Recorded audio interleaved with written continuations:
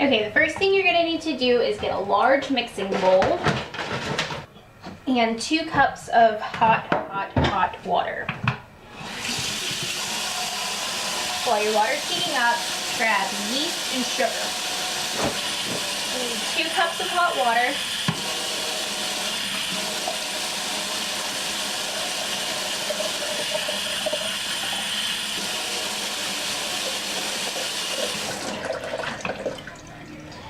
Then you're going to dissolve in 2/3 of a cup of white or organic sugar. The sugar feeds the yeast and helps it to reactivate properly so you get it to rise light and fluffy.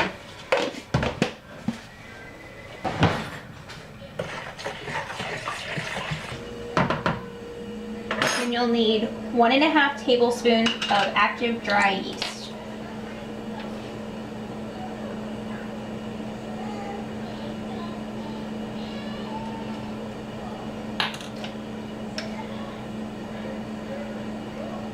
Sprinkle it over the top. Let it set for a few seconds. Go ahead and stir it in with the sugar. My friend Sam and I like to sing to our yeast. It doesn't actually do anything, but it's part of the fun of making bread at home. Wakey, wakey, little yeasties.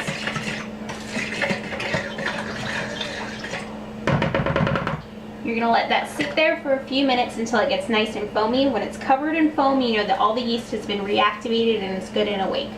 While that's sitting, we're gonna grab our other ingredients. You're gonna need flour, vegetable oil, and salt. I use all-purpose flour for mine. I haven't experimented with using anything other than organic all-purpose flour.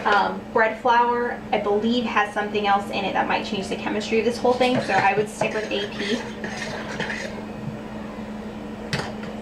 It's not quite ready yet, so we're going to go ahead and measure out our other ingredients. You'll need 1/4 cup of oil.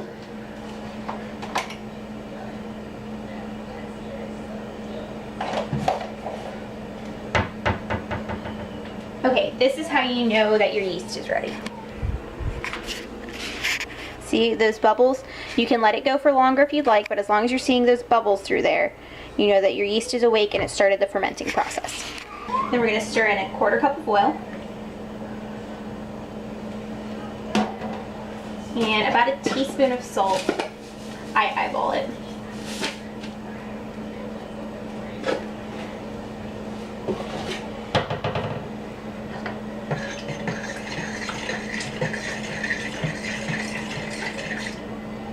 You're going to need 6 cups of flour. It's important to add them 1 cup at a time. Start with your first cup.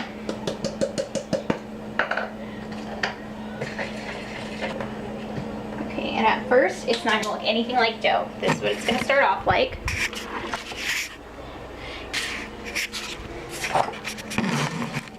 We're going to keep adding 1 cup at a time until it's all done.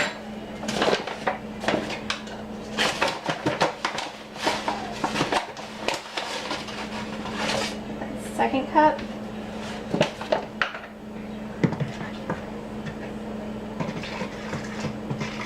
This is one of those things where your hands are going to get dirty and you just need to accept that it's part of the process, so make sure to wash your hands before you get started. Also be working on a clean countertop because you'll be kneading the dough against it in a little bit. Okay, after 2 cups, it's thickened up some. It looks more like that. And stir it, starting to get thick, more like pancake batter. Now another cup. This is our 3rd cup right here.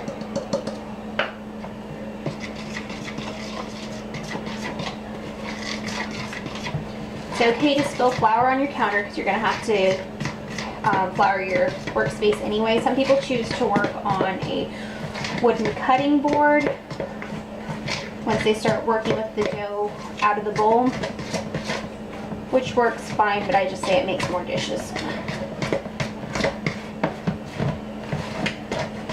Okay, Okay, now we're really starting to thicken up. It's starting to scrape off the sides, so check that out. Nice and thick. We're gonna add 2 more cups before we take it out.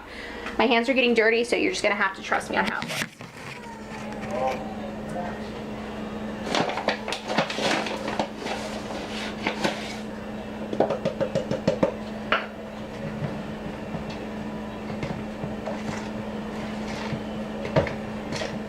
About this point, it's easier to switch to your hands. So I'm gonna be abandoning that fork for the next cup. Adding that last one in. It's gonna go in the bowl, and then everything else is gonna be kneaded in.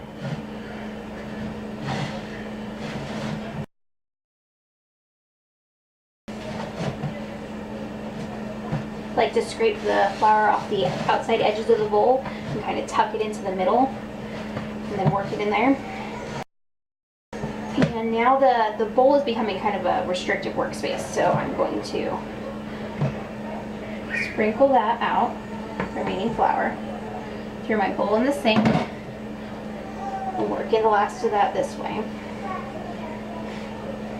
And as I use up the last of the flour, I'm gonna grab that last bit of flour, last cup, and just slowly work it in there.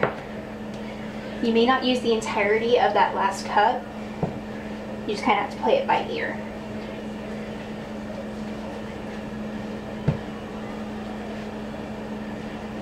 And we're both finishing the mixing process and kneading at the same time. Try and keep your surface evenly floured. Your dough will absorb some of it. That's when you add in more from that cup. You'll know that you have worked in enough when your hands are pretty much clean, just powdery.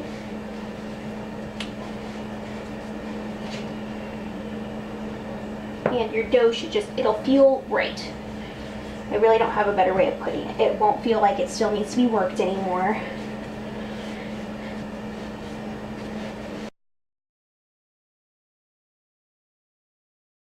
Okay, and I actually think that this particular batch only needed about 5 cups.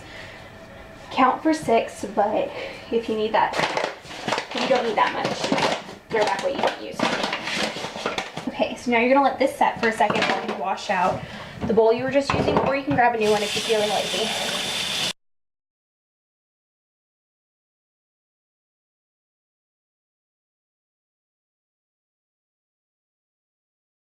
Work it into a ball.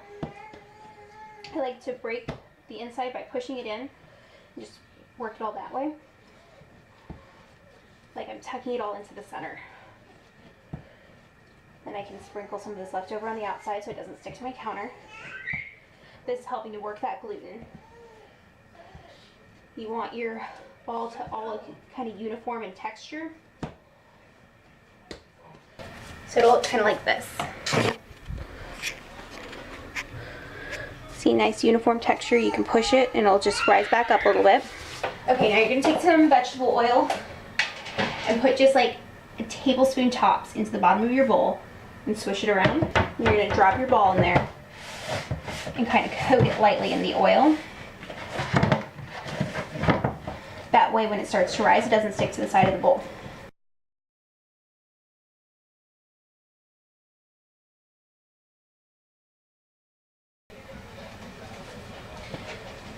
Okay, so it's been about an hour and my bread has doubled in size. I'm going to take it out of the bowl and divide it into 2 equal portions, roughly. Just pinch it in the middle, twist it off. Throw half back into the bowl, and then we're going to knead this one more time. Because it's had a chance to rest and rise, the dough will have evened out some more. So as you're working it, work it kind of into a loaf shape, like so. It doesn't really need a whole lot of kneading, you're just trying to release the air that's been in there so then it can rise a second time. And just square it off a little bit. And And you're gonna grab your loaf pan. If you have two, you can do both at the same time. I only own one loaf pan though, so I do it one set at a time. Grab your nonstick cooking spray or vegetable oil or whatever you use. I'm using organic canola oil. And just try and even it out. It's gonna rise, so the that little seam you're gonna have at the bottom is gonna mostly go away, but try and work it in there as best you can anyway. And then just smack it down into your loaf pan, cover it up again, and let that rise for about another hour or so. You want it to raise above your pan by at least an inch. The higher the better, and the more fluffy your bread's gonna be. So either put this in another loaf pan or put it back into your bowl, cover it, and let it rise in there. Or if you know you're not gonna cook it right now, cover it in saran wrap, put it in a Ziploc bag, and store it in the freezer for later. Okay, so my bread has been rising actually for a couple of hours. I just left alone after dinner, and this is perfectly risen. See how it's nice and lifted up? I'm gonna put that in an oven at somewhere between 325 and 350. You gotta kind of play with your oven a little bit, for 30 to 35 minutes.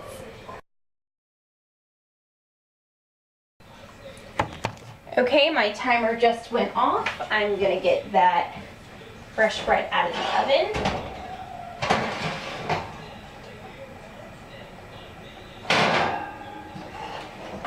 You'll know it's done by that perfect golden crust. And then we're gonna let it set for a minute, and then we're just gonna turn it out of the pan to cool.